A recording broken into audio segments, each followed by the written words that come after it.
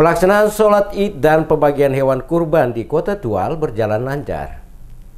Ribuan umat Islam Kota Tual melaksanakan sholat Hari Raya Idul Adha 1439 Hijriah yang berpusat di Lapangan Rodal L, Maluku Tenggara. Pelaksanaan sholat Idul Adha di Kota Tual yang bertindak sebagai khatib adalah Kepala Kantor Kementerian Agama Kota Tual, Hanafi Kasim. Hanafi dalam khutbah menjelaskan bahwa Hari Raya Islam ini disebut sebagai Hari Raya Kurban karena di samping ibadah haji yang syarat dengan berbagai pengorbanan daya, tenaga, dan harta, maka pada Hari Raya Idul Adha ini umat Islam diberi kesempatan oleh Allah Subhanahu wa Ta'ala untuk turut berkurban dengan menyembelih hewan sesuai dengan kemampuan umat Islam itu sendiri. Dikatakannya, sekalipun nilai materi hewan kurban itu jauh lebih kecil dan murah dibandingkan dengan ONH tahun ini yang jumlahnya kurang lebih 40 juta rupiah, tetapi secara materi dan maknawi, nilai ibadah maupun nilai muamalahnya sungguh besar dan amat mulia di sisi Allah Subhanahu wa Ta'ala. Menurut Hasim, dengan mengumandangkan kalimat takbir, kalimat yang suci, kemudian umat Islam berdiri rapat tersusun, rapi, bersaf, bersejajarkan bahu menunaikan sholat Idul Adha, ruku dan sujud bersama-sama dengan hati yang khusyuk, menyembah kepada yang kuasa satu-satunya Allah Subhanahu wa Ta'ala. Usai menjadi khatib dalam pelaksanaan sholat Idul Adha, Hanafi Kasim yang juga selaku Kepala Kantor Kementerian Agama Kota Tual mengatakan, semoga makna dari ibadah kurban yang Nabi Ibrahim jalankan dengan mengorbankan anaknya menjadi contoh yang wajib diteladani oleh seluruh umat Islam dalam hidup bermasyarakat dimanapun berada.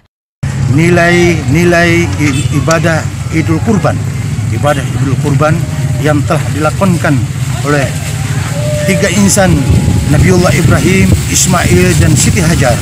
Ya, kita baca dalam sejarah dan mudah-mudahan nilai dari contoh-contoh yang telah diberikan oleh Nabiullah Ibrahim dan Ismail itu semoga menjadi spirit bagi kita, utamanya bagi orang tua, bagi pimpinan, bagi siapapun dia, agar dia memiliki jiwa satria, senang menolong, suka mengorbankan sesuatu yang dia cintai demi kepentingan bangsa dan negara, demi kepentingan keluarga dan seluruhnya semata-mata. Kemudian orang yang mau dikorbankan seperti Nabiullah Ismail, kita dapat juga contohkan dengan begitu ikhlas menerima apa yang diperintahkan oleh ayahnya melalui mimpinya, rela dikorbankan.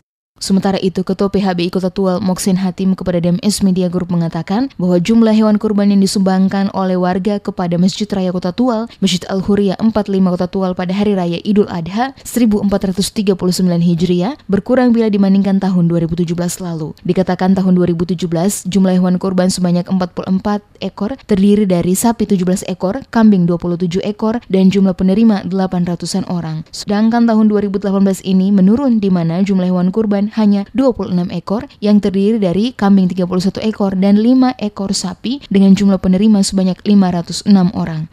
Terkumpul korban itu sekitar kambing itu 31, sedangkan sapi 5 ekor. Nah, jadi total kurban hewan semua ini sekitar 5 tambah jadi 35 ekor semua. 36 ekor.